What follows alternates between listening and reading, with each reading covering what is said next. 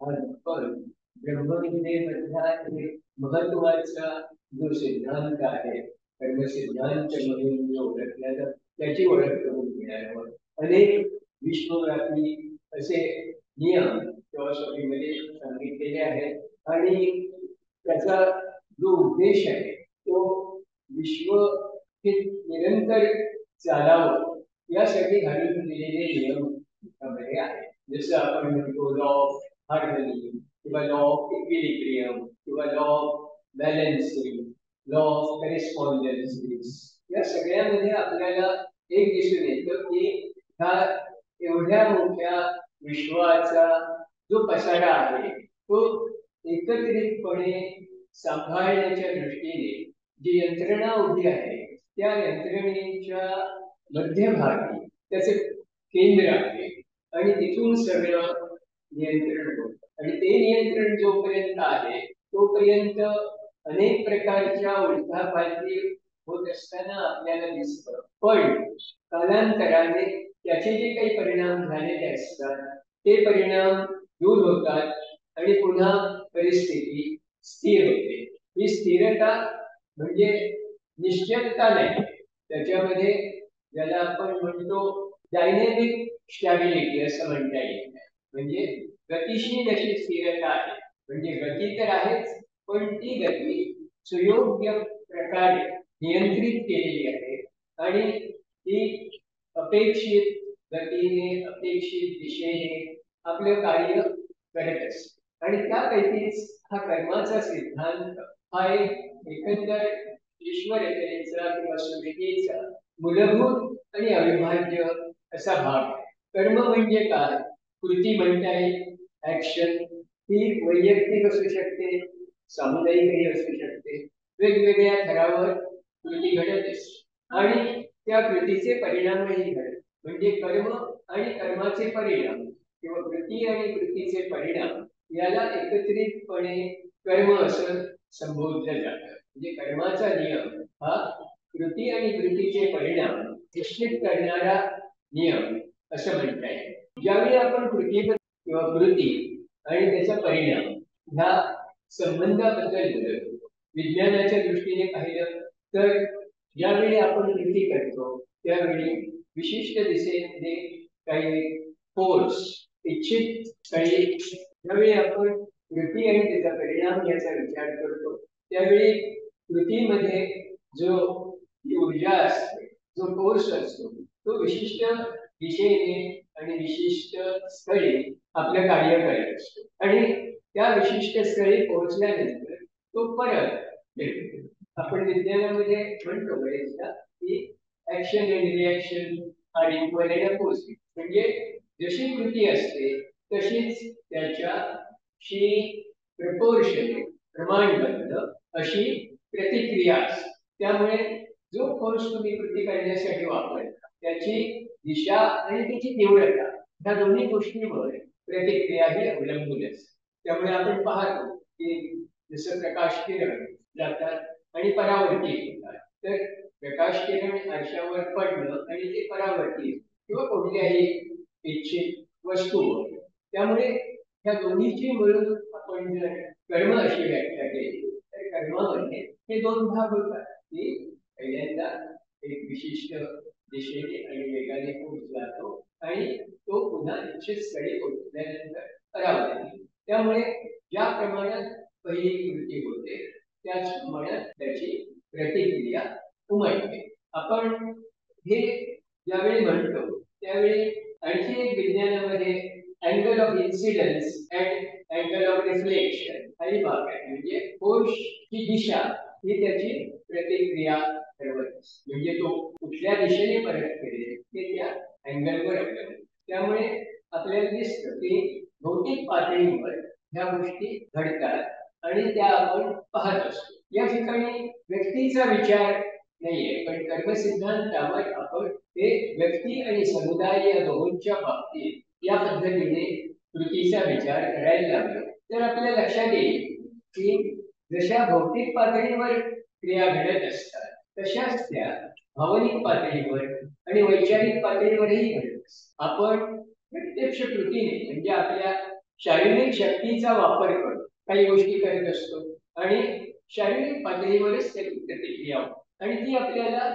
समजते, जाणवते, कारण ती आपल्या ज्ञानेंद्रियांच्या क्षमतेमध्ये असल्यामुळे आपल्याला तो फरक जाणतो. परंतु मला मी म्हटल्याप्रमाणे हे कोर्सेस केवळ शारीरिक किंवा भौतिक पातळीवर कार्यान्वित असतात असे तर ते सूक्ष्म पातळीवर म्हणजे भावनिक आणि वैचारिक पातळीवर कार्य करत असतात. कारण आपण पाहिले की मनुष्य म्हणजे केवळ त्याचं शरीर नव्हे, त्यामुळे कुठलीही कृती ही शरीरापुरती किंवा शारीरिक पातळीवर किंवा भौतिक पातळीवर मर्यादित नसते. त्याच्याबरोबरच भावनिक आणि वैचारिक पातळीवर तिचे पडसाद उमटत असतात. त्यामुळे कर्मसिद्धांताचा ज्यावेळी आपण अभ्यास करतो त्यावेळी विविध पातळीवर विविध शरीराकडून घडणाऱ्या कृतींचा कशा प्रकारे उगम होतो, त्याचा प्रादुर्भाव होतो आणि त्याचे परिणाम घडतात याचा अभ्यास अपेक्षित आहे. आणि त्यामुळे हा कर्मसिद्धांत समजून घेणं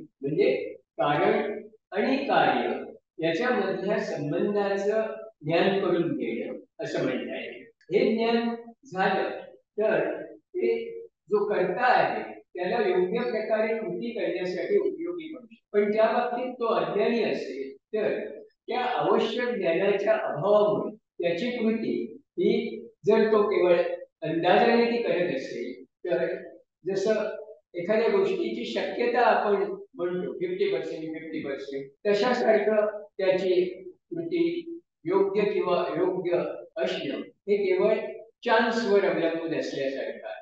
कारण त्याला प्रत्यक्षात त्याचा परिणाम काय घडेल याचा अंदाज नसल्यामुळे सर्वसाधारणपणे एक ठोकताळा जो असतो त्याच्या आधारे कृती केली जाते. साधारणपणे सर्वसाधारण माणसांना त्यांच्या ज्ञानेंद्रियांना जे काही समजतं तेवढीच त्यांची समज किंवा ज्ञान ही मर्यादित आणि ज्ञानेंद्रिय ही भौतिक पातळीवर काम करत असतात. त्यामुळे त्या ज्ञानेंद्रियांशी निगडीत अशी जी कर्मेंद्रिय आहे तीही भौतिक पातळीवरच काम करत असतात. त्यामुळे क्रिया आणि प्रतिक्रिया ह्या भौतिक पातळीवर घडत असतात आणि त्याचं आपल्याला ज्ञान असतं. पण सूक्ष्म पातळीवर ज्या क्रिया आणि प्रतिक्रिया घडत असतात त्याचं बरेचदा आपल्याला अज्ञान असतं आणि त्यामुळे ह्या कर्मसिद्धांताला समजून घेणं हे त्या दृष्टीने जास्त महत्वाचं आहे. कारण स्थूल पातळीवर घडणारे परिणाम आणि सूक्ष्म पातळीवर घडणारे परिणाम हे सारखेच नसतात. जितकी पातळी सूक्ष्म तितके त्याचे होणारे परिणाम तीव्र असं म्हणतात. म्हणजे आपण पाहिलं की आता लोअर क्वाड्रँगल वगैरे आपण अभ्यास अन्नमय कोश, प्राणमय कोश, वासनामय कोश, वैचारिक कोश म्हणजे हे देह वेगवेगळ्या पातळ्यांशी निगडीत आहे आणि त्यामुळे सगळ्यात स्थूल पातळीवर घडणारा जो परिणाम असतो त्यापेक्षा त्याच्या नजीकच्या सूक्ष्म पातळीवर होणारा परिणाम हा कित्येक पटीने जास्त असतो. त्याच्यापेक्षाही सूक्ष्म असलेल्या पातळीवर तो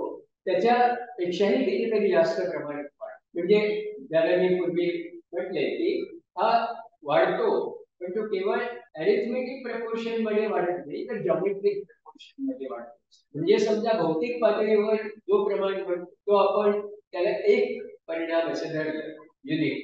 आणि उदाहरणाने ही गोष्ट जर आपल्याला समजून घ्यायचं ठरवलं तर समजा एका ठराविक प्रमाणामध्ये त्याचा परिणाम किंवा तीव्रता ही वाढेल. म्हणजे समजा आपण 5 हा मल्टिप्लाइंग फॅक्टर त्याच्यामध्ये धरला तर भौतिक पातळीवर जे काही घडतं त्याच्यापेक्षा भुवर लोकांमध्ये भूलोकापेक्षा भुवर लोकांमध्ये त्याचा परिणाम 5 पट अधिक असेल. त्यानंतरच्या मृत्यू लोकात किंवा स्वर्ग लोकांमध्ये तो 5 पट असेल. त्याच्यानंतरच्या लोकांमध्ये तो 25 गुणिले 5 म्हणजे 125 पट असेल. असा तो वाढतो पण त्याची आपल्याला फारशी कल्पना नसते किंवा त्याचं अज्ञान असतं आणि त्यामुळे आपण फक्त शारीरिक पातळीवर जे कर्म घडत असतं त्याबद्दल असलोच तर थोडेफार जागरूक असतो आणि त्यामुळे आपण अशा समजुतीखाली असतो की ह्या भूलोकातल्या कृतीची आपण काळजी घेतली म्हणजे कर्माच्या सिद्धांताचे आपल्याला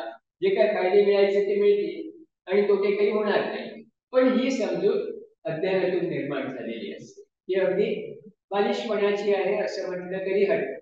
कारण अशी शक्यता असते की एखादी कृती ही भौतिक पातळीवर चांगली असू शकते, पण वर लोकांमध्ये भावनिक पातळीवर ती कदाचित चांगली नसेल किंवा वाईटही असेल. म्हणजे कसं की मी एखादी गोष्ट जी सर्वसाधारणपणे चांगली समजली जाते ती मी प्रत्यक्ष कृतीने करतो.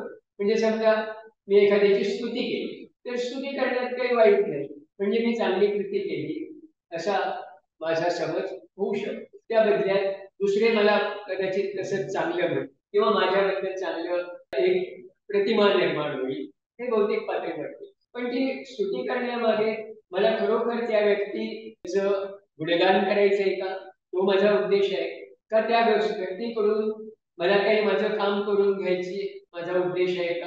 हे जसं एखाद्या व्यक्ती ची भलावणी करणं, स्तुती करणं, जसं आपण म्हणतो त्याला हरभऱ्याच्या झाडावर चढव, अशा स्वरूपाचं ते आहे का. म्हणजे त्याच्यामध्ये सत्याचा भाग किती, असत्याचा भाग किती, हा एक भाग झाला. आणि ते करण्यामागे तुमचा उद्देश काय, इज युअर मोटिव्ह. तुम्हाला जे साध्य करून घ्यायचंय तेही तितकंच चांगलं आहे का त्याच्यामध्ये कुठेतरी काहीतरी किलबिश आहे, त्याच्यामध्ये काहीतरी तुमचा खोटेपणा दडलेला आहे किंवा काहीतरी असा दुसऱ्याच्या अनहिताचा असा काही उद्देश आहे, त्याला गाफील ठेवायचं आणि त्याला काही कृती करायला भाग पाडायचं स्तुती करून. अनेक गोष्टी होऊ शकते. तर त्याचे परिणाम भावनिक पातळीवर हे प्रतिकूल होऊ शकते. जर शारीरिक पातळीवर हीच कृती तुम्हाला फायदा करून देणारी असली तरी भावनिक किंवा वैचारिक पातळीवर ती तसाच फायदा होईल असं नाही. किंवा समजा खरोखरच तुम्ही हे चांगल्या प्रकारे चांगल्या हेतूने आणि चांगल्या पद्धतीने केलेलं असेल, म्हणजे तुम्ही तीच कृती करताना त्याच्या खरोखर गुणांचं अप्रिसिएशन करताय, गुणग्रहण करताय, त्याला प्रोत्साहन देण्यासाठी, त्याचा उत्साह वाढवण्यासाठी, त्याने अशीच कृती भविष्य काळात करावी यासाठी तुम्ही हे करत असाल तर ते त्या भावनिक पातळीवरही अधिक चांगलं कार्य आहे. त्यामुळे भौतिक पातळीवर त्याचे जे परिणाम तुम्हाला दिसतील त्यापेक्षा कित्येक पटीने अधिक चांगले परिणाम तुम्हाला भावनिक पातळीवर वर लोकांमध्ये त्याचे होतील. भावनेच्या पलीकडे जाऊन वैचारिक तुमचा त्याच्यामध्ये उद्देश असेल, चला अशा माणसाचं गुणग्रहण केल्यामुळे आणखी लोकांना प्रेरणा मिळेल, त्याच्यातून नवीन लोक तयार होतील आणि त्या सगळ्याचा एकत्रित परिणाम हा चांगला होईल. म्हणजे हे कसं वैचारिक पातळीवर, केवळ भावनिक पातळीवर नाही की ह्या व्यक्तीचं हे चांगलं काम मला आवडलं म्हणून केवळ मी त्याचे गुणगान केलं, स्तुती केली म्हणजे हे बरं वाटते म्हणून केलं. पण केवळ वाटण्यापेक्षाही ते बरं योग्य वाटतंय, वैचारिकदृष्ट्या योग्य वाटते, बुद्धीला पटतंय, तर्कशुद्ध आहे, बुद्धिनिष्ठ आहे, अशा गोष्टी स्वरूपाच्या त्या असतील तर त्याचा परिणाम त्याही पेक्षा वरच्या पातळीवर आणि तो कितीतरी अधिक पटीने होईल. त्यामुळे हा एक कर्मसिद्धांताच्या बाबतीतला महत्वाचा भाग आहे की वेगवेगळ्या पातळीवर त्याचे परिणाम अधिकाधिक तीव्रतेने होतात आणि ते कधी कधी एकमेकाला पूरक असतात तर कधी कधी ते विरोधी पद्धतीचेही असू शकतात. तर ते कर्माचं स्वरूप लक्षात आलं तुमच्या बरोबर की कर्मसिद्धांत समजून घेताना हे जर आपल्या निश्चित लक्षात आलं तर आपण जे म्हणतो की प्रत्येक जण हा आपलं कर्म घेऊन येतो आणि त्याप्रमाणे त्याचा भविष्य काय ठरत असतो. म्हणजे ज्याला आपण म्हणतो की भाग्य विधाता कोण हुआ, तर प्रत्येक जण स्वतःचाच भाग्य विधाता असतो. आपण पुष्कळदा म्हणतो की एखादा अज्ञानी असेल तर तो देवाची कृपा झाली म्हणून मला माझ्या वाट्याला हे आलं, किंवा वाईट झालं तर देवाची अवकृपा झाली म्हणून हे घडलं. म्हणजे त्या ठिकाणी कर्मसिद्धांत त्याचं अज्ञान आहे आणि केवळ एक भीती आहे किंवा भक्ती आहे आणि त्या भावनेपोटी आपण त्याचं श्रेय देवाला देतो.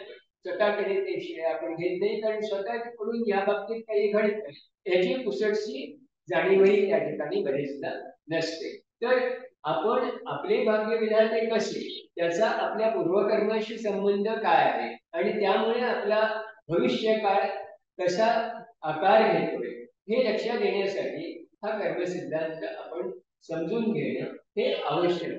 बरेचदा हा कार्यकारण भाव याच्या मागे बरीच स्थित्यंतर सुद्धा असतात. म्हणजे जसं आपण पाहतो आता वैज्ञानिक दृष्टीने पाहायचं झालं तर आपण पाहतो एखादा पदार्थ परिस्थितीप्रमाणे त्या पदार्थाची स्थित्यंतर होत असते. जसं समजा बर्फ आहे, बर्फाला तुम्ही थोडी उष्णता दिली, बर्फाचं पाणी, त्या पाण्याला तुम्ही उष्णता दिली, ते 100 डिग्री सेंटीग्रेड पर्यंत पोहोचलं की त्याची वाफ व्हायला लागली. म्हणजे मूळ पदार्थ एकच पण स्थित्यंतर वेगवेगळे. कारण काय, तर ज्या परिस्थितीतून जावं लागतं त्याला त्या परिस्थितीप्रमाणे ती स्थित्यंतर होत असतात. तसंच ह्या वेगवेगळ्या पातळ्यावर होणारी ही जी परिणाम असतात हे भिन्न भिन्न असतात. हे आपल्याला भौतिक पातळीवरचं हे सत्य लक्षात घेतलं तरी एक पूरक असं उदाहरण म्हणून त्याचा उपयोग होऊ शकेल की जसं तुमच्या विचारांची तीव्रता वाढली की विचारांचे परिणाम पुसटसा आपल्या मनात विचार येऊन गेला तर त्या विचारामुळे निर्माण होणारी कंपन आणि त्या कंपनामुळे असमंतात किंवा विशिष्ट व्यक्तीवर होणारा परिणाम हा तेवढाच दुर्लक्ष करण्यासारखा असतो, दुबळा असतो. कदाचित त्याचे परिणाम होण्यापूर्वीच त्याची कंपनी मिळून गेलेली असते. कंपनी निर्माण होतात नाही असं नाही, पण त्या कंपन्यांना जे बळ पाहिजे, स्ट्रेंथ असतात, ते किती अंतर जाऊ शकेल आणि तिथे गेल्यानंतर त्याचा परिणाम कितपत दिसेल हे त्याच्या त्या स्ट्रेंथवर अवलंबून असते. जसं आपण पाहिलं की तापमान जोपर्यंत 100 डिग्री होत नाही तोपर्यंत पाण्याचं पाणीच राहील. तर काय त्याचं तापमान वाढेल, त्याला थोडीशी उकळी फुटल्यासारखं दिसेल. म्हणजे जी स्थित्यंतर ही तात्कालिक स्वरूपाची असतात आणि त्याचे परिणाम हे टिकून राहत नाही. तसं कर्म हे जर फार प्रभावी नसेल, फार ज्याला आपण म्हणतो की त्याच्यामध्ये ताकद नसेल तर ते अल्पकालीन असतं आणि विरुद्ध. त्यामुळे आपण एखादी गोष्ट कशी करतो, एखादी गोष्ट पोटतिडकीनं करणं असं म्हणतात तसं करणं किंवा काही गोष्टी ह्या आपण दाखवण्यासाठीही करतो. म्हणजे मी बुवा गप्प नाही बसलो, काहीतरी केलं असं दाखवण्यासाठी करतो. म्हणजे त्याच्या परिणामाची त्या ठिकाणी आपल्याला अपेक्षा नसते किंवा परिणाम घडावा याबद्दल आपण गंभीर नसतो. त्यामुळे जसं आपण म्हणतो की एखादी फॉर्मॅलिटी जशी आपण तशी एखादी कृती करत असतो. म्हणजे समजा अनेक गोष्टी आता आपण औपचारिकपणे आता आपण ओम म्हणतो तर ते ओम आपण किती स्ट्रेंथने म्हणतो किंवा ते ओम म्हणताना आपली भावना काय असते, याची कंपनी बुवा कुठवर पोचणार आहे, ते काही परिणाम घडवणार आहे वगैरे, ही भावना आपल्यामध्ये आहे का, हे एक आपले उपचार म्हणून आपण करतो. तसं प्रत्येक कृती ही कशा प्रकारे आपण करतो यावर त्या कृतीचे परिणाम हे अवलंबून असतात.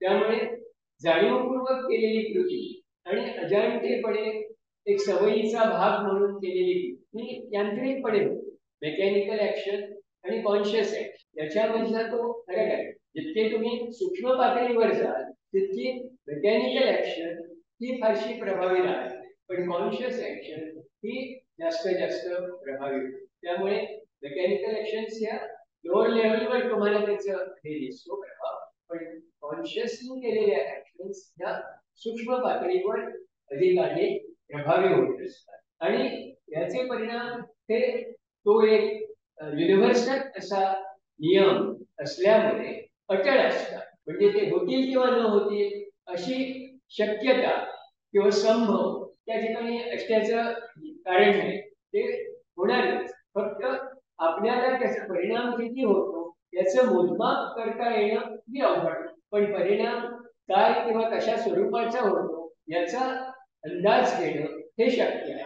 पण त्याचं मोजमाप करता येणार नाही, कारण त्याच्यामध्ये जे फोर्सेस आपण निर्माण करतो त्या फोर्सेसची ताकद ही आपल्याला मोजता येत नाही. हा त्याच्यातला मुख्य घटक आहे. पण त्याची दिशा निश्चित असते, त्याचं स्वरूप निश्चित असतं आणि त्यामुळे कोणत्या स्वरूपाचा परिणाम त्याने घडू शकतो हेही निश्चित असतं. पण त्याच वेळी एकाच वेळी आपण अनेक कृती करत असतो आणि प्रत्येक कृती ही आपापला परिणाम घडवत असते. त्यामुळे आपल्याला अमुक कृतीचा अमुक परिणाम झाला हे ठरवणं सुद्धा तेवढंच अवघड असतं. कारण जो परिणाम घडत असतो तो एकंदरीत सगळ्या कृतींचा परिणाम म्हणून आपल्याला घडत असलेला दिसतो.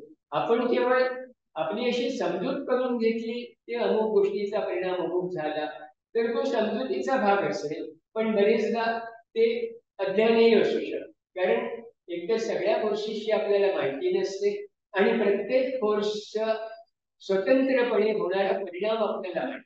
त्यामुळे जी काही गोळाबेरीज असते त्या गोळाबेरीजचं श्रेय आपण कोणत्या कृतीला देतो यावर बरेचदा आपलं त्या कर्मसिद्धांताच्या एकंदर प्रक्रियेबद्दलचं ज्ञान हे अवलंबून असतं आणि ते बरेचदा मर्यादित असतं, अर्धवट असतं. आणि अर्धवट ज्ञान हे पुष्कळदा जास्त धोकादायक असतं. अज्ञान हे त्यापेक्षा कमी धोकादायक असतं, पण अर्धवट ज्ञान हे जास्त धोकादायक असतं. आणि त्या ठिकाणी आपण आपल्याला माहिती आहे सगळी अशा आत्मविश्वासानं गोष्टी करतो आणि ती आपली सगळी ताकद कुणाला लावून तर त्याचे परिणाम कित्येकदा उलट होऊ शकतात. दुसरं एक अशी सर्वसाधारणपणे आपली समजूत असते की हे जो काही परिणाम घडतो तो आपल्याला चांगला परिणाम असेल तर बक्षिसाच्या स्वरूपात लाभतो आणि वाईट परिणाम असेल तर शिक्षेच्या स्वरूपात लाभतो, असेही सर्वसाधारणपणे समजूत असते. आणि याचं एक कारण बरेचदा धार्मिक शिकवण सुद्धा आपली तशा स्वरूपात असते. पाप पुण्याच्या ज्या काही आपल्या कल्पना आहेत त्या अशा शिक्षा किंवा त्यामुळे तुम्हाला होणारा लाभ याच्या परिणाम स्वरूपात सांगितले जातं. म्हणजे चांगलं करा म्हणजे ते पुण्य आहे, त्याच्यामुळे तुम्हाला सुख मिळेल. वाईट केला तर ते पाप आहे, त्याच्यामुळे तुम्हाला दुःख प्राप्त होईल. असे धोपट मार्गाने दिलेले ज्ञान बालपणापासून आपल्या ठिकाणी रुजलेलं असतं आणि त्या प्रकारेच आपण ह्या कर्म सिद्धांताची व्याप्ती बरेचदा मर्यादित ठेवलेली असते. त्यामुळे आपल्याला अमुक एक गोष्ट केल्यानंतर अमुक एक गोष्ट बक्षिसाच्या रूपाने मिळेल ह्या आशेवर बरेचदा आपण ती कृती करत असतो किंवा त्याच्यामुळे होणारी शिक्षा टाळण्यासाठी भीतीने करीत. तर हे मूलतः कृती करण्यामागचं बरेचदा अज्ञान असू शकतं आणि त्यामुळे अनेकदा चुकीची कृती केल्यामुळे आपण जे आपल्या भवितव्याची शिल्पकार असतो तरी ते शिल्प घडवण्यात कुठेतरी आपण कमी पडतो आणि जे घडतं ते पुष्कळदा उघड किंवा निराशाजनक आपल्याला अप्रिय असलेलं असं घडू शकतं. म्हणजे त्याच्या मुळाशी सुद्धा कर्मसिद्धांताबाबतचं अज्ञान हे जास्त असतं. खऱ्या अर्थाने आपल्याला जर कर्मसिद्धांत समजून घ्यायचा असेल तर फिलॉसॉफीमध्ये सांगितलेल्या गोष्टी ह्या आपल्याला मूलतः समजून घेतल्या पाहिजेत की ही संपूर्ण जी काही प्रक्रिया आहे ती उत्क्रांतीची प्रक्रिया आहे. म्हणजे आपल्याला क्रमशः अगदी बाल्यावस्थेतून ज्या ठिकाणी विकास हा आपल्याला अगदी पहिल्या पायरीपासून सुरुवात करून वरच्या पायरीपर्यंत पोचायचं आहे. म्हणजेच ज्याला आपण प्रगतीची दिशा पूर्णत्वाकडे नेण्यासाठी आहे ह्या पद्धतीने व्यक्त करतो. तर आपलं कर्म सुद्धा त्याला पूरक असलं पाहिजे. फ्रॉम प्रोग्रेशन टू परफेक्शन या दृष्टीने आपण आपलं कर्म करतोय का ते करायचं असेल तर आपलं प्रत्येक पाऊल ज्या दिशेनं आपण टाकतोय ते पाऊल आपल्याला प्रगतीच्या दिशेनेच देते का हे आपल्याला पाहता आलं. आता हे ओळखण्याच्या गुणा कुठल्या असतात तर आपण कृती केल्यावर दोन अनुभव येतात. त्याच्यामुळे आनंद मिळतो किंवा दुःख किंवा अशाही कृती असू शकतील की ज्याचे परिणाम आपल्याला काही जाणवत. आता सर्वसाधारणपणे आपण आपल्या कृतीपासून शिकतो कसे तर आपण शिकतो कसे तर जे मला सुख देणारं असतं ते योग्य कृती असं आपण समजतो, जे दुःख देणारं असतं ते अयोग्य कृती असं आपण समजतो. त्यामुळे सुख देणारी कृती ही वारंवार करण्याकडे आपली प्रवृत्ती राहते, दुःख देणारी कृती ही टाळण्याकडे आपली प्रवृत्ती. म्हणजे आपले जे शिकणं आहे ते आपल्या ज्या संवेदना आपल्याला लाभतात त्या कृतीपासून त्या संवेदनाशी आपण निगडीत केलेल्या असतात आणि संवेदना ह्या तात्कालिक असतात त्यामुळे त्याचे परिणामही तात्कालिक असतात. पण हे आपल्या लक्षात येते याच्यापासून निर्माण होणारं सुख हे तात्कालिक आहे किंवा यापासून निर्माण होणारं दुःख हे सुद्धा तात्कालिक आहे, ते काही कायम टिकणारे नाही. हे आपल्या लक्षात जोपर्यंत येत नाही तोपर्यंत सुखदुःखाच्या अनुभवातून आपण फारसं काही शिकत. त्यामुळे नेहमी सुखाच्या मागे धावणं आणि दुःखापासून दूर राहणं हा त्याचा परिणाम होतो. त्यामुळे काही विशिष्ट प्रकारचे अनुभव आपण वारंवार घेत असतो, विशिष्ट प्रकारचे अनुभव आपण वारंवार टाळण्याचा प्रयत्न करत असतो आणि यामुळे आपली प्रगती होत नाही. म्हणजे प्रगती होण्यासाठी ह्या सुखदुःखाच्या अनुभवातून आपल्याला काय शिकता येतं त्याच्यावर आपले लक्ष पाहिजे. हे शिकणं हेच आयुष्याचा उद्देश आहे. Life is for living and learning. म्हणजे ते डोळसपणे जगलं पाहिजे आणि त्याच्यापासून शिकलं पाहिजे. हे जोपर्यंत घडत नाही तोपर्यंत आपण म्हणतो की हे असंच राहत राहिलं चालू राहणार असं आपण, कारण त्याच्यातून आपण त्या चक्रामधून आपण बाहेर पडत आणि त्यामुळे आपण पुढचा जो विषय आहे तो याच्याशी निगडित आहे. त्या चक्रातून आपण बाहेर पडत नाही, म्हणून कर्माच्या परिणामातून आपण बाहेर पडत आणि त्या परिणामाशी आपण बद्ध झाल्यामुळे त्याच्यापासून आपल्याला वेगळं होता येईल आणि ही बद्धता ही आपल्याला मृत्यूनंतरही पुन्हा आपल्याकडे ओढून घेते आणि त्याच्यातूनच पुन्हा पुनर्जन्माची शक्यता किंवा अनिवार्यता ही आपल्याला टाळता येईल. तर ह्या निष्कर्षापर्यंत आपण केव्हा येऊ शकू, तर ज्यावेळी आपण हे अनुभवाने शिकू. म्हणजे काय की सुख आणि दुःख हे अनुभव आपल्याला केवळ ते सेन्सेशन देण्यासाठी नसून आपल्याला काहीतरी शिकवण्यासाठी आहे हे जाणवलं ही कर्मसिद्धांत समजून घेण्याची पहिली पायरी आहे. म्हणजे कर्माकडे आपण कुठल्या दृष्टीने बघतो किंवा कर्म आपण कुठल्या समजुतीने करतो हे याच्यावर अवलंबून आहे. आपली प्रत्येक कृती ही आपल्याला ही कृती अधिक चांगल्या प्रकारे अधिक योग्य प्रकारे करण्यासाठी सक्षम बनवते का, हा एक भाग. आणि त्या कर्माचा होणारा परिणाम हा उपकारक आहे का अपकारक आहे, उत्क्रांतीला तो पोषक आहे का पोषक नाही, हा दुसरा भाग. तर ह्या दोन्ही पद्धतीने कर्माकडे ज्यावेळी आपण पाहायला लागतो त्यावेळी कर्मसिद्धांत हा आपल्या विकासाला म्हणजेच पूर्णत्वाकडे चालणाऱ्या वाटचालीला पोषक ठरू शकतो. तो तसा पोषक बनण्यासाठीच हे कर्मसिद्धांताचं ज्ञान हे आवश्यक आहे. या कर्माचं आपणच मूल्यमापन करणं हे सोपं नाही, कारण पुष्कळदा आपली प्रवृत्ती सेल्फ जस्टिफिकेशन कडे असते. मी केलं ते बरोबर असं कुठेतरी आपल्या अंतरंगात ही भावना असते. त्यामुळे स्वतःकडे त्रयस्थ दृष्टीने परखडपणे बघण्याची आपली तोपर्यंत तयारी नसते तोपर्यंत we don't accept our own mistakes किंवा फेल्युअर्स. कुठेतरी समर्थन त्याचं करण्याचे आणि म्हणून हे पहिल्यापासून मुलाच्या संगोपनाच्या काळापासून पेरेंट्सनी आणि नंतर त्याच्या टीचर्सनी त्याची काळजी घेतली पाहिजे की म्हणजे त्या उमर खय्यामने म्हटलंय की your children are not your possessions. ते तुमच्या मालकीचे नाही. हे सुद्धा माझा मुलगा माझी मुलगी वगैरे ही भावना असते आणि त्यामुळे आपण एक प्रकारे आपला हक्क गाजवत असतो. म्हणजे प्रेमापोटी मी ते केलं नाही तर पोर वाया जाईल बिघडेल वगैरे असं जस्टिफिकेशन त्याला असतं आणि मी करतो त्यामुळे ते सन्मार्गाने जाईल त्याचा हे होईल असा एक आपली समजूत असते. पण त्याने असं म्हटलेलं आहे की तुमचा मूल तुमचा आहे म्हणजे काय, फक्त त्याचा देह ह्या पुरतं ते, कारण आईने त्याला जन्म दिलेला असतो, तिच्या हाडामांसा रक्ताचा अंश त्याच्यामध्ये असतो आणि हेरिडिटरी जे काय तुमचे डीएनए वगैरे आहे ते जे काय हेरिडिटरी आलेले आहे गुणधर्म, पण ते सुद्धा कर्मामुळेच तुम्हाला लाभलेले असतात. पेरेंट्स सुद्धा तुम्हाला तो काय ऍक्सिडेंटली तुम्हाला पेरेंट्स मिळालेले असतात असं नाही. म्हणजे बुवा लॉट टाकले आणि नाणे टाकून हे डिसाईड करायचं कोणाला वाटायला काय येईल असं नाही. किंवा ते पिथेड असतात सोमट्याचे वगैरे नशिबात असेल ते मिळेल असं नाही.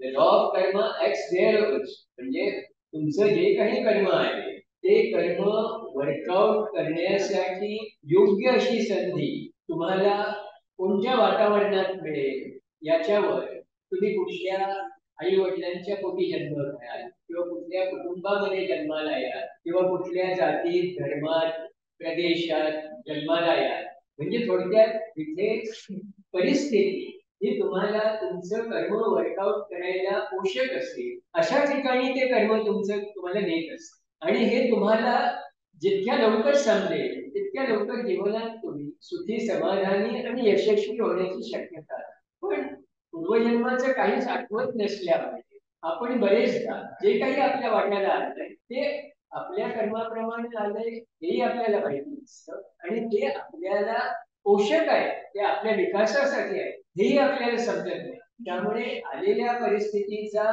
वापर करून घेणं हे माझं कर्तव्य आहे. ही जबाबदारीची जाणीवही आपली नसते. त्यामुळे आपण बरेचदा परिस्थितीला दोष देत असतो आणि ती परिस्थिती बदलायचा प्रयत्न करतो तिथपर्यंत ठीक असते किंवा त्या परिस्थितीपासून दूर पळण्याचा प्रयत्न. परिस्थिती बदलण्याचा प्रयत्न करणं म्हणजे काय, तर तुम्ही त्या परिस्थितीतून जास्तीत जास्त चांगल्या प्रकारे त्याचा उपयोग कसा करता. म्हणजे ही परिस्थिती बदलण्यापेक्षाही ती परिस्थिती कशी हाताळायची, त्या परिस्थितीला कसं सामोरं जायचं आणि त्या परिस्थितीमध्ये आपल्याला जे काही दोष वाटताय, कमतरता वाटते, ती त्याची दुसरी बाजू बघायचा प्रयत्न करायचे की ह्याच गोष्टी माझ्या विकासाला कशा कारणीभूत. जसं बघा मी उदाहरण घे की तुम्हाला श्रीमंती लाभली, आता ती श्रीमंती लाभली तर तो दुर्गुणही ठरू शकतो किंवा सद्गुणही ठरू शकतो. त्या श्रीमंतीकडे तुम्ही कसं बघता त्याच्यावरती अवलंबून आहे ना. तुम्ही श्रीमंत जन्माला आलात म्हणजे इतरापेक्षा गरीबापेक्षा श्रेष्ठ म्हणून जन्माला आलात असं आहे किंवा त्यामुळे तुम्हाला काही समाजामध्ये उच्च अशी स्थिती प्राप्त झाली आहे का, का तुमच्यावर त्यामुळे काही वेगळी जबाबदारी पडली, कारण तुम्हाला काही गोष्टी प्राप्त झाल्या पण प्राप्त झालेल्या गोष्टी तुम्ही कशा उपयोगात आणता हे तुमच्या सेन्स ऑफ रिस्पॉन्सिबिलिटीवर. ती सेन्स ऑफ रिस्पॉन्सिबिलिटी जबाबदारीची जाणीव जर झालेली नसेल तर चांगल्या परिस्थितीचा पुष्कळदा उपयोग होण्याची आहे त्याची हानी होते. अशाच तुम्हाला दिसते श्रीमंताची मुलं बिघडलेली दिसतात. का होतं की श्रीमंती मागच्या जन्मात तुम्ही चांगल्या प्रकारे घेऊन शकलात म्हणून तुम्हाला लाभली असते. त्या श्रीमंतीचा उपयोग आणखी चांगल्या प्रकारे तुम्ही कराल म्हणून तुम्हाला ती लाभलेली असते. दुसऱ्या एखाद्याला कदाचित गरिबी त्याच्या वाटते कारण ती व्यक्ती तिला गरिबीचा पूर्वीचा अनुभव नाही, तो तिला अनुभव मिळावा आणि स्वतःकडे फारसं काही नसतानाही नवीन काहीतरी आपल्याला निर्माण करता येतं ही जिद्द निर्माण व्हावी यासाठी कदाचित गरिबी तुमच्या वाट्याला. आता आपण असे कितीतरी लोक तर व्यक्ती बस बघतो की जी झोपडपट्टी जन्माला येतात स्ट्रीट लाईटच्या प्रकाशामध्ये अभ्यास करतात आणि त्याच्यातूनच कुठेतरी सुवर्ण पदक मिळवतात आणि अगदी वेगळ्या प्रकारचं जीवन हे करतात. म्हणजे कदाचित ते जर एखाद्या श्रीमंताच्या घरी जन्माला आले तर त्यांनी ते साध्य केलंच असतं की नाही माहिती नाही. म्हणजे कारण त्यांना कदाचित ती परिस्थिती ही आव्हानात्मक वाटते, चॅलेंजिंग वाटते आणि ते चॅलेंज म्हणून स्वीकारतात. तर गरिबी असो की श्रीमंती असो दोन्ही तुम्ही कसं स्वीकारता. देविले अनंते तैसेची राहावे चित्ती असो द्यावे समाधान हे जे म्हटलं आहे ते त्याचा योग्य अर्थ घेतला पाहिजे. देविले अनंते तैसेची राहावे म्हणजे गरिबाने गरीबच राहावं, श्रीमंताने श्रीमंतीतच लोळत राहावं असा अर्थ नाही. तर चित्ती असो द्यावे समाधान हा त्यातला महत्वाचा. जे काही तुमच्या वाट्याला आलंय ते समाधानकारकपणे स्वीकारा आणि त्याचा तुमच्या विकासाला जास्तीत जास्त उपयोग करून घ्या हा त्याचा अर्थ आहे. तो अर्थ जर घेतला तर ह्या कर्माच्या सिद्धांताला आपण ओळखलं आणि तो आपल्या विकासासाठी उत्कर्षासाठी आपण वापरू शकतो असं होतं. म्हणजे हे ज्ञान हे महत्वाचं आहे. अज्ञान हे सर्व दुःखांचं मूळ आहे, कारण आहे असे गौतम बुद्धांनी म्हटले. की आपल्या सगळ्या अज्ञान काय येतं मायेच्या प्रभावामुळे इल्युजन आपली दृष्टी ही दूषित असते. प्रत्येक गोष्टीकडे पाहायचं कसं हे जोपर्यंत आपल्या लक्षात येत नाही तोपर्यंत आपण अज्ञानाच्या म्हणून ह्या श्रीमंती काय किंवा गरिबी काय ही विशिष्ट काळातली स्थिती असते आणि कुठलीही स्थिती ती कायमस्वरूपाची नसते. आपण ती कायमस्वरूपाची समजणं हे सुद्धा अज्ञानच. मी गरिबीत आहे आणि गरिबीतच राहणार असं वाटतं ते अज्ञान. किंवा मी श्रीमंतीत आहे आणि त्या श्रीमंतीतच मी लोळत राहिलं पाहिजे असं वाटतं तेही अज्ञानच आहे. ह्या बदलत्या परिस्थितीचा मी माझ्या प्रगतीसाठी वापर करून घेतो. म्हणजे परिस्थिती कुठलीही असेल श्रीमंती असेल किंवा गरिबी असेल त्याचा मला वापर करून घेता आला पाहिजे. हा त्यातला मूळ हे आहे. ज्याला हे ओळखता आलं त्याला कर्म हे त्याच्या भविष्य काळासाठी उपयोगी पडू शकते. म्हणजे तरच ते ठेविले अनंते तैसेची राहावे हा अर्थ त्यातून अशा प्रकारे घेता आला पाहिजे की त्या दोष देत नाही, ती परिस्थिती स्वीकारायची.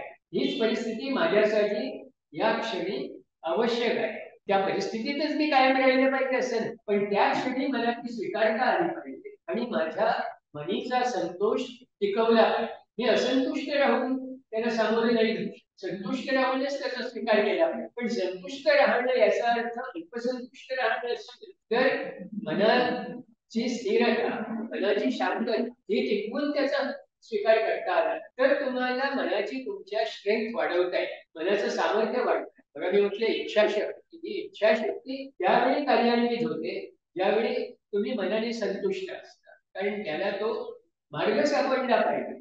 तुम्ही जर असंतुष्ट असाल तर हे होणं त्याला अनुकूलता नसते. पण हे त्याच्याबरोबर लक्षात ठेवलं पाहिजे, संतुष्ट असणं म्हणजे अल्पसंतुष्ट असणं नाही. आहे ती परिस्थिती, त्याच्यातून मी बाहेर पडणार नाही, आहे कोशामध्ये राहण्यासारखं आहे, कोशाचं फुलपाखरू झालं पाहिजे तर त्याच्यामध्ये ते धडपड असली पाहिजे, त्याच्यामध्ये ते चैतन्याची हालचाल असली पाहिजे. ते अल्पसंतुष्टाच्या बाबतीत होणार. म्हणून ते म्हटलंय ना, व्हॉइस ऑफ सायलेन्स किंवा तुम्ही काम करत राहा कसं सारखं, लाईक अन ॲम्बिशियस मॅन, पण डोंट हॅव द ॲम्बिशन. तुमचं काम करण्याचा उत्साह, एनर्जी, धडपड, स्ट्रगल ही एखाद्या ॲम्बिशियस माणसासाठी पाहिजे. पण तुम्हाला तुमची कुठली ॲम्बिशन साध्य करायची याच्याकडे लक्ष केंद्रित करू नका. जे काय व्हायचं ते त्याच्यातून योग्य प्रकारे होईल. म्हणजे ही हेविले अनंते त्याचे चिरावे यातला हाही भाग आहे की जे योग्य आहे ते होणार आहे. ह्या परिस्थितीत जे मिळायचं ते मिळणार आहे आणि जे मिळणार नाही ते विनाकारण धडपड करून मिळेल असंही नाही, किंवा मिळण्यासाठी जी योग्य वेळ यावी लागते ती योग्य वेळ आता नसेल म्हणून ते मिळालेलं नाही. योग्य वेळ येईल तेव्हा ते मिळेल. कारण योग्य वेळ कोणती हे सुद्धा ह्या कर्माच्या सिद्धांतामध्ये आपल्याला माहिती नसते. आपण एखादी कृती करतो त्यावेळी त्याच्या परिणामाची अपेक्षा धरली आणि तो परिणाम मला विवक्षित कालावधीमध्ये घडून यावा असं वाटत असेल तर तिथं आपण चूक करू शकतो. कारण आपल्याला असा हिशेब करणं हे अवघड आहे.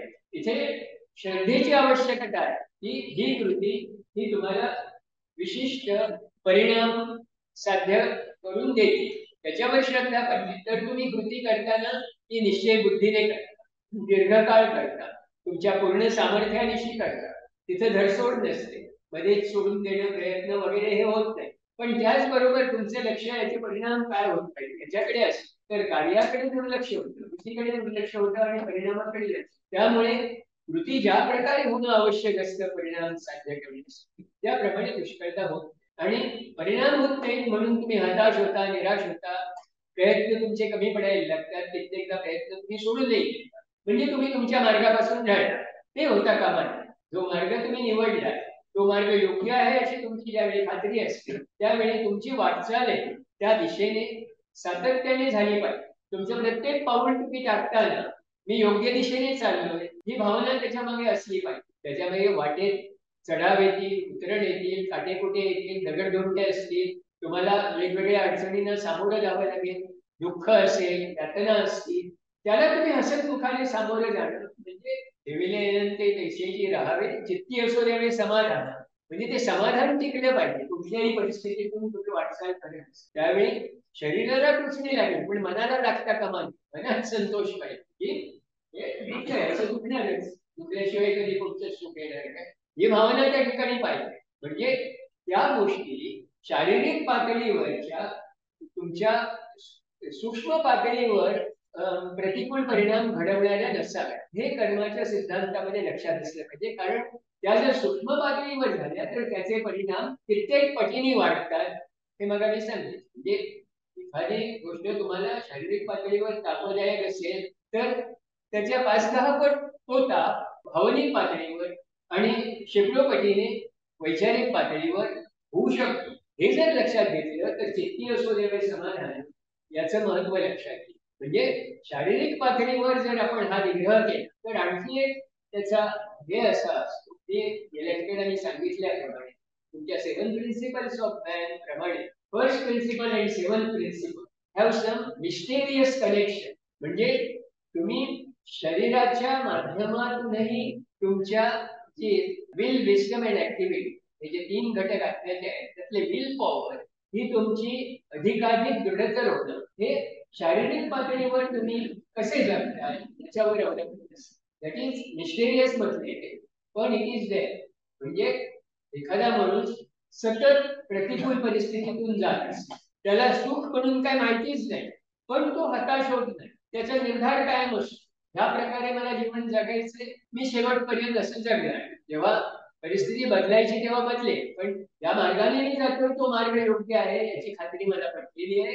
And I will go ahead with that determination. हा वृत्तीने ज्यावेळी तू चालू होतो त्यावेळी त्याची विल पॉवर ही अधिकाधिक दृढ होत जाते आणि विल पॉवर वाढली की आपोआप त्याचा परिणाम तुम्हाला इच्छित अशा ज्या गोष्टी असतात त्या साध्य होतात. म्हणजे असं म्हणतात की त्यावेळी तुम्ही प्रत्यक्ष कृती न करता सुद्धा परिणाम घडायला इतकी ती विल पॉवर प्रभावित झालेली असते. म्हणजे पृथ्वीने म्हटल्याप्रमाणे विदाउट रेझिंग ए फिंगर तुम्ही अशा गोष्टी मानसिक पातळीवर प्रभावी असतात तर होऊ शकतात.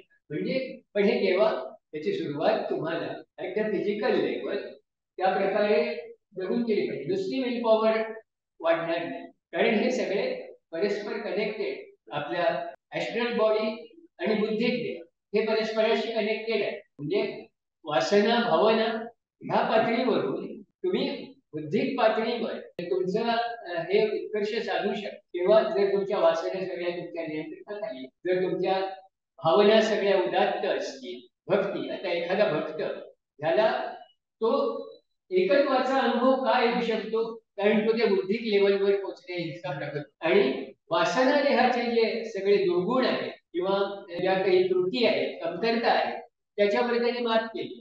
म्हणजे ज्या प्रमाणात तुमचा वासना देह हा तुमच्या ताब्यात येईल आणि तो योग्य प्रकारे विकसित होईल त्याप्रमाणे तुमची जाणीव ही बुद्धिक पातळीवर अधिकाधिक विकसित व्हायला. लोअर माइंड आणि हायर माइंड यांचं तसंच कनेक्शन आहे. हा संबंध लक्षात घ्या की 7 प्रिन्सिपल्सचा एकमेकाशी संबंध आहे. लोअर माइंड जेवढं तुम्ही योग्य प्रकारे वापरा तेवढ्या प्रमाणात तुमचा हायर माइंड हे विकसित. लोअर माइंड म्हणजे काय, तर आपण हे विचार करतो इंटेलेक्ट. या इंटेलेक्टचा वापर करणं हे अपेक्षित आहे, पण नुसतं इंटेलेक्च्युअल बनणं हे अपेक्षित नाही. तुम्ही केवळ तर्कबुद्धीने चालणं, जे पटकन दिसतंय तेवढेच फक्त ऍक्सेप्ट करणं वगैरे ही तर्कबुद्धी झाली. म्हणजे सायन्स एका काळी असं तर्कनिष्ठ होतं, म्हणजे जे ज्ञानेंद्रियांना जाणवतं तेवढेच मानायचं, बाकीचं सगळं झूट खोटं अस्तित्वात नाही अशी सरळ सरळ त्यांची धारणा होती. किंवा ते आपलं क्षेत्रच नाही असं ते म्हणायचे. क्षेत्र नाही म्हणण्यापेक्षा ते क्षेत्र अस्तित्वातच नाही असं म्हणजे जे दिसतं तेवढंच आहे, जे दिसत नाही ते नाही, तो केवळ भ्रम आहे, भास आहे, अशी एक धारणा होती 18व्या शतकात.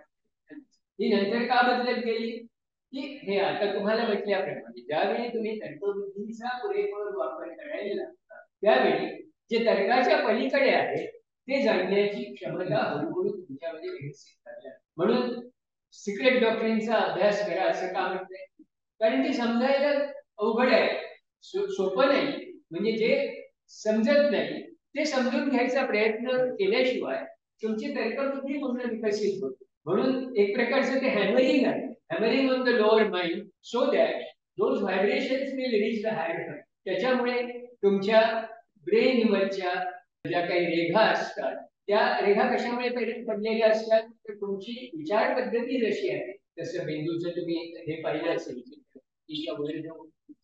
त्याच्यावर वेगवेगळ्या प्रकारच्या चॅनल्स असले रेखांकित झालेले दिसतात. ते तुमच्या विचार पद्धती दाखवतात. ज्यावेळी तुम्ही विचाराची पद्धत बदलता त्यावेळी त्या रेखा सुद्धा हळूहळू बदलायला लागतात. कारण जसं पाण्याचा प्रवाह, तुम्ही तो प्रवाह ज्यावेळी अडवता त्यावेळी तो वेगवेगळ्या वाटा शोधायला लागतो. तसं ह्या ठिकाणी आहे, तुम्हाला वेगळ्या पद्धतीने विचार करण्याची त्यावेळी हळूहळू गरज जाणवते आणि ते शक्य होतं. एरवी आपण बंदिस्त असतो, अवर माइंड इज कंडिशन, एका विशिष्ट पद्धतीने विचार करत असतो. पण ज्यावेळी ही पद्धत आपण थांबवतो त्यावेळी विचार करण्याच्या नवीन पद्धती सुद्धा हळूहळू उगम व्हायला लागतात आणि वेगळ्या पद्धतीने आहेत त्याच गोष्टीकडे आपण पाहायला सुरुवात करतो आणि we develop different kind of understanding किंवा नवीन अँगल्स, नवीन डायमेन्शन्स या त्याच्यातून हळूहळू उदयाला येतात. त्यामुळे इंट्युशन जागृत होण्यासाठी हे आवश्यक आहे अशा प्रकारचं. म्हणून 7 प्रिन्सिपल्स ऑफ मॅन हे समजून घेणं जितकं आवश्यक आहे, तितकं हे लोअर लेव्हलवर तुम्ही काय करता, हे हायर लेव्हलवर तुमची डेव्हलपमेंट कशी होईल याच्याशी परस्पर संबंधित आहे, सुसंगत आहे. त्यामुळे केवळ कॉझल बॉडी ही डेव्हलप आपोआप होत नाही. कारण शरीर is the storage house of all the karmas. कर्माशय सगळ्या कारणांचा तो साठा त्या ठिकाणी असतो. अर्थात जी कारणं टिकून राहणं आवश्यक आहे अशाच कारणांचा संचय तिथे होतो. त्यामुळे जे तुमच्या उन्नतीला, उत्कर्षाला, प्रगतीला, उत्क्रांतीला आवश्यक आहे ते सगळं त्या कॉझल बॉडीमध्ये असतं. त्यामुळे तुमच्या ह्या स्थूल देहाकडून आणि इतर वासना देह किंवा मनोदेह यांच्याकडून जितकं योग्य कृती घडेल तेवढ्या प्रमाणात त्याचे परिणाम हे कॉझल बॉडीच्या विकासामध्ये तुम्हाला दृढगोचर होताना दिसते. त्या लोअर बॉडीज कडून ज्या वेळी अयोग्य कर्म घडेल त्यावेळी त्याचे परिणाम कारण शरीरावर काही होत नाही, ते आपोआप फिल्टर आउट केले जातात. त्यामुळे कारण देह हा तेव्हाच वाढतो ज्यावेळी तुम्ही काहीतरी वर्थवाईल करता, चांगलं करता, विकासासाठी आवश्यक असे करता, म्हणजे तुम्ही योग्य दिशेने वाटचाल करताय त्याचं ते निदर्शक आहे की कारण देह हा तुमचा विकसित होत असतो. नाहीतर तो आहे तसाच राहतो. त्यामुळे सुरुवातीचे अनेक जन्म गेल्या वेळी सांगितल्याप्रमाणे हा कारण देहाची वाढ बिलकुल झालेली नसते. इतर देह तुमचे विकसित होतात पण ते त्याचा योग्य वापर झाला नाही, कारण त्याच्या हायएस्ट लेव्हलला ते गेले पाहिजे. ते लोअर तुमचा देह म्हणा, आता आपण तमस, रजस, सात्विक वगैरे अशा प्रकारे मटेरियलच्या श्रेणी गेलेल्या आहेत. तर तमसाकडून आपली वाटचाल राजस, सात्विक ह्याच्याकडे झाली तर आपल्या देहाचं शुद्धीकरण, नाहीतर देह आहे तसाच. जसं देह हा आपला बेसिक हे आहे, नंतर तसंच मग वासना, त्या वासना देहाचं जसं शुद्धीकरण नाही झालं तर वासना सुद्धा पशुसारखे बरेच राहतात. कारण we have inherited our body from the animals, त्याच्यासारखेच गुण राहतात. म्हणून शरीर माध्यम धर्म साधन असं जे म्हटलं त्याचं कारण हे आहे की मूलतः या शरीराकडे दुर्लक्ष करून चालणार नाही, त्याचे जास्त लाड करायचे नाही, त्याचे जास्त शोक वगैरे हे करत बसायचे नाही. पण त्याला जे काही आवश्यक आहे ते आवश्यक सगळं त्याची काळजी घेण्याच्या दृष्टीने, त्याला टिकवून ठेवण्याच्या दृष्टीने, त्याची कार्यक्षमता टिकून राहावी यासाठी आवश्यक आहे. त्यामुळे वेळच्या वेळी चांगला योग्य आहार, पेय, चांगला श्वासोच्छ्वास त्याच्या शरीराच्या गरजा आहेत त्या पूर्ण केल्या पाहिजे. तरच ते शरीर योग्य अशा प्रकारे राहील आणि ते धर्म साधन, धर्माचं साधन म्हणून तुमच्या आंतरिक विकासासाठी तुम्हाला सहाय्यभूत. तेच तुमच्या वासनांच्या बाबतीत वासनांचं नियंत्रण करा आणि योग्य अशा भावनांचं वर्णन करा. तुम्ही भावनाशीच असलं पाहिजे पण वासनांच्या आहारी नाही. दोन्ही एस्ट्रल बॉडीचेच फंक्शन्स. मग ती एस्ट्रल बॉडी वरच्या श्रेणीची आहे का निकृष्ट नाही, त्याच्यावरून तुमच्यामध्ये उदात्त भावनांचा उगम होतोय का निकृष्ट अशा वासनांना तुम्ही वाटतो हे अवलंबून. तसंच विचार आहे, तुम्ही विचार कशाची नेहमी याचीच विचार का मी श्रीमंतीत आहे तर ती श्रीमंती टिकावी कशी याचाच विचार करता का मी गरिबीत असलो तर या दारिद्र्याला शिवाय माझा जन्म मी घालवायचा आणि हे माझ्या वाट्याला जोपर्यंत आले तोपर्यंत माझा विकास होणार नाही या भावनेलाच कवटाळून बसायचं. म्हणजे विचार आणि भावना हे पुन्हा परस्पराला पोषक असतात. वाईट असले तर वाईट भावनेच्या बरोबर वाईट विचार जातात किंवा त्या भावना उदात्त असल्या तर तुमच्या मनामध्ये उद्भवणारे विचारही तसेच उदात्त होतात. त्यामुळे हे परस्पर पोषक आहे हे लक्षात घेऊ. हे दोन्हीही जर साधलं तर आपली कृती ही होते. कारण मनात खूप विचार असतात पण ते विचार कृती आणण्यासाठी जो प्रेरणा लागते, त्याच्यामध्ये जी एक मोठी पॉवर लागते, उत्साह लागतो, तो त्या वासना देहामधून मिळेल. म्हणजे तुमच्या वासना वाईट असल्या तर वाईट गोष्टी करण्यासाठी तो शक्ती प्रवाह तुम्ही वापरा, पण त्याचबरोबर तुमचे विचार आणि भावना दोन्ही उदात्त असतील तर ती शक्ती चांगल्या कामासाठी वापरली. तर हे ह्या कर्म सिद्धांतामध्ये समजून घेतलं तर योग्य कर्म कुठलं, अयोग्य कर्म कुठलं हे आपल्याला अंतःप्रेरणेनेही हळूहळू जाणवायला. कारण जे करताना तुम्हाला अशा प्रकारचा एक सात्विक आनंद असतो, असा एक उत्साह असतो जो चिरकाल टिकणारा असतो. म्हणजे तुम्ही शरीराने थकला तरी मनाने त्या ठिकाणी तुम्ही उभारी घेतलेली असते. असे अनुभव तुम्ही घेऊ शकता बरेच की शरीर थकलेलं असतं, गळून गेलेलं असतं, दिवसभर तुम्ही काम करता, पण झोपी जायला बिछाण्यावर टेकता तेव्हा तुम्हाला छान गाढ झोप लागते, तुमचं मन आनंदाने भरलेलं असतं, संतोष मिले आनंदे कैसेची राहावे चित्ती असो द्यावे समाधान.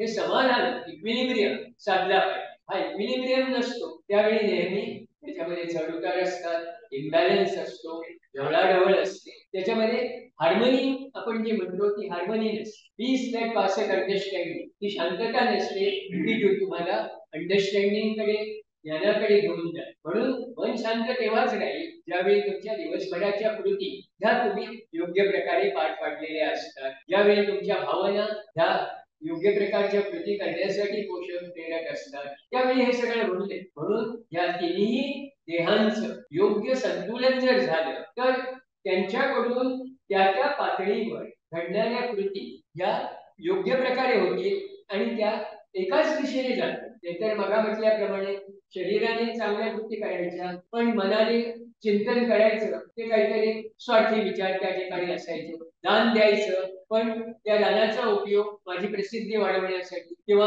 माझी कामं करून घेण्यासाठी, संधी कुठली तरी निर्माण व्हावी यासाठी असं असलं तर ते परस्पर विसंगत आहे. म्हणजे भौतिक पातळीवर मी चांगलं कार्य करतोय कारण कोणाला तरी दान केल्यामुळे कोणाला तरी त्याचा फायदा होतो या दृष्टीने सांगतो, पण आवळा देऊन पोहळा काढणं ही माझी वृत्ती असली तर ते आवळा देणं हे पोहळ्यासाठी असल्यामुळे त्या ठिकाणी ते मानसिक आणि वैचारिक पातळीवर पूर्ण त्याचं निगेशन इतकंच काय कित्येक पटीने अधिक त्याचे प्रतिकूल परिणाम त्या पातळीवर तुम्हाला मग झोप लागणार नाही, तुम्ही वळवळत बिछाण्यावर पडलेले असाल कारण तुम्ही जे केलं त्याचा पश्चाताप कुठेतरी तुम्हाला होत असतो. अगदी निबर असाल तर तुम्हाला आजार होतील आणि ते शरीरातून व्यक्त होतील. म्हणजे मनाने तुम्ही म्हणाल मला काय वाटत नाही पण कुठेतरी मग आजार सुरू होतात, मग त्या आजारासाठी तुम्हाला डॉक्टर शोधावा लागतो, डॉक्टरची बिलं भरत बसावं लागतं, एन्झायटी, हाय ब्लड प्रेशर, अमुक अमुक अमुक.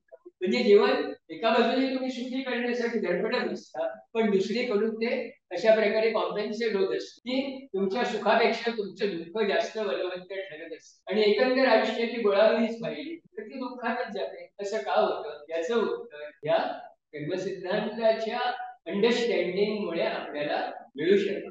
जगामध्ये आपण विषमता बघतोय, त्या विषमतेचे सुद्धा पुष्कळदा आपण वेगवेगळ्या प्रकारे ती दूर करायचा आपण मानवी प्रयत्नाने करतो. इक्वल डिस्ट्रीब्युशन ऑफ वेल्थ आपण म्हणतो किंवा इरॅडिकेशन ऑफ पॉवर्टी आपण म्हणतो. न्याय देण्याच्या भौतिक पातळीवर न्याय देण्याच्या दृष्टीने ह्या योजना चांगल्या असतात पण मुळात त्या राबवताना आपण अनेकदा कर्माच्या याच्यामध्ये अनावश्यक अशी ढवळाढवळ तर करत नाही ह्याचाही विचार केला पाहिजे. म्हणजे अनेक गोष्टी आपण फुकट वाटतो, आता फुकट वाटल्यामुळे जर त्या व्यक्तीला फुकट ह्याच्यामध्ये जीवन जगण्याची प्रवृत्ती आपण वाढीला लावली तर त्याचा विकास कसा होणार. म्हणजे आपण एखादी गोष्ट देतो त्यावेळी त्याचे भविष्यकालीन परिणाम काय होतात कारण ते ह्या कर्मसिद्धांतामध्ये देतात. मला जर सवयच फुकटच्या ह्याच्यावर लागली तर एखादी वृत्तीने जगणं हाच कदाचित माझ्या जीवनाचा एक मध्यवर्ती हे बनून जाईल आणि तो माझ्या विकासाचा उपयोगी पडेल का. तर या पद्धतीने चांगल्या कृत्यांचा सुद्धा आपल्याला विचार करावा की ज्याला आपण चांगलं समजतो त्या कशा प्रकारे प्रत्यक्ष अंमलात आणायच्या की ज्यामुळे त्याचे त्या पातळीवर आणि सूक्ष्म पातळीवर प्रतिकूल परिणाम होणार नाही. कारण ज्या व्यक्तीचं चांगलं भलं करायला आपण जात असतो त्या व्यक्तीचं इन द लॉंग टर्म आपण खरोखर चांगलं करत असतो का हा त्याच्यातला महत्वाचा विचार आपण लक्षात घेतला. नाहीतर आपण कर्मामध्ये ढवळाढवळ केल्यासारखं जर आपण जे करतोय ते त्याच्या विकासाला पोषक असलं पाहिजे, अर्थात ते आपल्या विकासाला या दृष्टीने पोषक असतात की आपण देण्याची वृत्ती जोपासतो म्हणजे सॅक्रिफाईस त्याग करणं, त्यागी वृत्ती ही चांगली वृत्ती आहे. प्रत्येक गोष्ट माझ्याकडे असली पाहिजे, माझ्याकडे असली पाहिजे, ग्रास्पिंग टेंडन्सी टू ग्रास ही सेल्फिश वृत्ती आहे, टेंडन्सी टू गिव्ह ही सॅक्रिफायशियल टेंडन्सी. तर आत्म्याच्या विकासासाठी ती आवश्यक, शरीराच्या विकासासाठी कदाचित ती स्वार्थी वृत्ती तुम्हाला होऊ शकते. म्हणजे मला मी म्हटलं त्याप्रमाणे ह्या परस्पर विरोधी प्रवृत्ती आपल्या ठिकाणी असतात. आपले जे लोअर हे आहे त्यांच्या विकासाची दिशा ही अधोगामी असते तर आपल्या वरच्या प्रिन्सिपल्सची दिशा ही ऊर्ध्वगामी असते. त्यामुळे हा परस्पर संघर्ष अधोगामी आणि ऊर्ध्वगामी फोर्सेस मधला संघर्ष हा चालू असतो. आपलं वजन कुठल्या बाजूने टाकतोय हे ठरवणं महत्वाचं असतं. या बाबतीत आपली सदस्य विवेक कॉन्शन्स हे आपल्याला मार्गदर्शन करत असतं. चुकीची गोष्ट केली तर त्याची बोचणी कुठेतरी लागत असते, त्याची जवळ कॉन्शियस. मग त्याची आपण दखल घेतो का त्याच्याकडे आपण दुर्लक्ष. त्याची दखल घेतली तर आपण पुन्हा सिमिलर सिच्युएशन मध्ये वागताना आपली कृती बदलू शकतो. पण त्याची दखल नाही घेतली तर तीच कृती परत आपण पूर्वीपेक्षा अधिक शक्तीने करतो, ताकदीने करतो आणि मग तीच आपल्याला सवय लागून जाते आणि हळूहळू तुमची सदस्य विवेक बुद्धी ही मारली जाते. म्हणजे तुम्हाला तो आतला आवाज त्यापुढे ऐकूच येत नाही, तो बंद होतो. तर हा जो कर्माची सिद्धांताची ही जी बैठक आहे, ही बैठक प्राथमिक बैठक ही नीट समजून घेणं आणि त्याचं ज्ञान करून घेणं म्हणजे आपल्या दुःखाचा शेवट करण्याचा मार्ग आहे. कर्माचा सिद्धांत हा त्या पद्धतीने आपण जर समजून घेतला तर आपण खरोखर हा डिव्हाइन प्लॅन काय आहे, दैवी योजना काय आहे हे समजू शकू. आणि तो उद्देश जोपर्यंत आपल्या डोळ्यासमोर आहे तोपर्यंत आपली दिशा चुकणार नाही. आपली वाटचाल वेगाने होईल न होईल पण दिशा आपली निश्चित राहील. आपली पावलं त्या दिशेने पडतील आणि कालच्यापेक्षा आज माझी प्रगती आहे याच्यावर समाधान नाही. दुसऱ्यापेक्षा मी मागे आहे का दुसऱ्यापेक्षा मी किती पुढे आहे याची चिंता करण्यापेक्षा माझी वाटचाल प्रगतीच्या दिशेने होते ना, हा माझ्या विचारांचा गाभा असला पाहिजे. तशाच आपल्या भावना असल्या आणि तशीच आपली कृती असते तर आपल्याला ज्याला आपण राईट ऍक्शन म्हणतो ती राईट ऍक्शन मिळू शकेल. त्याच्यातला राहिलेला भाग आपण उद्या त्याची चर्चा